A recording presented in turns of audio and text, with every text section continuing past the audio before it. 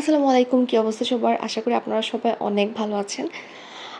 So আজকে একটু বড় অ্যান্ড লেন্দি একটা ভিডিও নিয়ে চলে আসলাম। অ্যান্ড এটা অনেক আগের করা একটা কেক, লাইক এটা গত বছরের কেক। গত বছরের মেতে, খুব সম্ভবত মে অর জুনে। অ্যান্ড এই কেকটাও ছিল সুস্মিতা আপুর অর্ডারে ওনার পেরেন্টসের অ্যানিভার্সারির জন্য। অ্যান্ড অ্যাজ ইউজুয়াল খুবই ইউনিক একটা ডিজাইন আপু পছন্দ করেন। আপুর অলওয়েজ চাহিদা থাকে যে একটু রাস্টিক অ্যান্ড থাকে না, একটু ইমপারফেক্টলি পারফেক্ট টাইপের কেক অনেক পছন্দ। অ্যান্ড এই ডিজাইনটা হচ্ছে একদম সেম ওরকম দেখতে মনে হবে যেন একটু মানে এলোমেলো অগোছালো, বাট এটা ডিজাইনটাই এমন। সো ডিজাইনের ক্ষেত্রে ফ্লেভারের ক্ষেত্রে আপু দিয়েছিলেন আমাকে red velvet cake and chocolate মাড cake.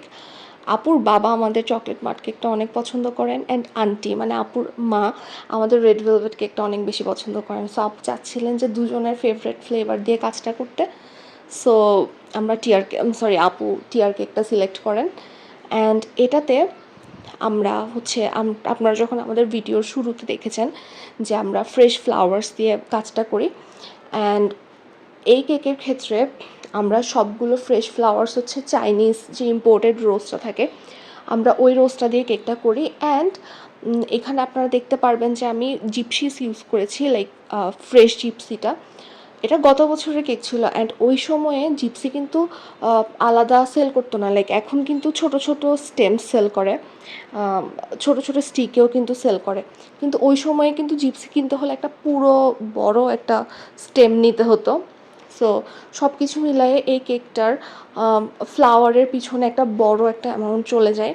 And এটা ছাড়াও হচ্ছে যে এই কেকের যে টপারগুলো আপনারা দেখছেন, দুটো টপারই ছিল আমাদের অ্যাক্রেলিকে করা। অ্যান্ড অ্যাক্রেলিক টপারও কিন্তু রেগুলার মার্কেটে যে মানে গোল্ডেন যে টপারগুলো থাকে এগুলোর থেকে বেশ অনেক এক্সপেন্সিভ হয়ে থাকে। যারা রেগুলার কেক নেন অ্যান্ড এই ধরনের ডিজাইনের কেকগুলো নিয়ে থাকেন, আপনারা বুঝবেন যে এটা আসলে এক্সপেন্সিভ হয়। অ্যান্ড এটা ছাড়াও এই কেকের মধ্যে আপনারা বটম টিয়ারে দেখতে পারবেন যে আমি হচ্ছে আপুর মা বাবার একটা পিকচার দিয়েছি। অ্যান্ড এটা চারপাশে ফন্ডেন্টের একটা ওয়ার্ক ছিল, যেটাকে একটা ফ্রেমের মতো মেক করার ট্রাই করেছি। সো এটাও ছিল এডিবল প্রিন্টে করা।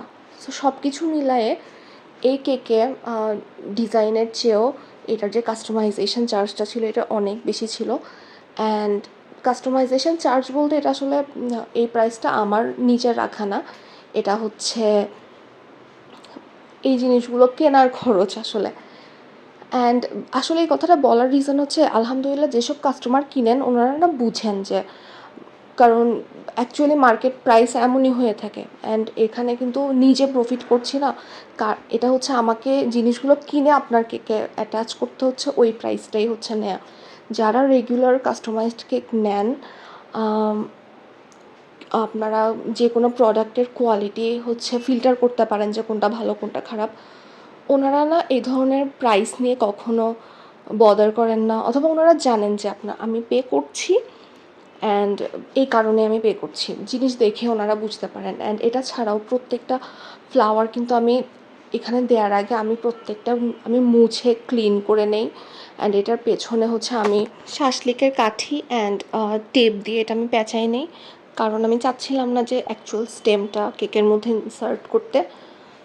অ্যান্ড এটা ছাড়াও হচ্ছে যে আমাদের যে এডিবল প্রিন্ট দিয়ে একটা ফ্রেম টাইপ বানাতে হতো, ওটার জন্য হচ্ছে ফন্ডেন্ট অ্যান্ড হচ্ছে পার্লস ইউজ করি। অ্যান্ড এটার উপরে আমি এডিবল লাস্টার ডাস্ট দিয়ে আমি ডাস্টটা করে দিই, সো যাতে এটা দেখতে একটা সুন্দর ফ্রেমের মতো মনে হয়। সো এই যে ছোটো ছোটো কাজগুলো দেখতে মনে হয় যে খুবই সহজ, বাট এগুলো অনেক সময় সাপেক্ষ অ্যান্ড এই জিনিসগুলো অনেক এক্সপেন্সিভ হয়ে থাকে। যারা লাস্ট অবধি দেখেছেন জানাবেন কেমন হয়েছে। আল্লাহ।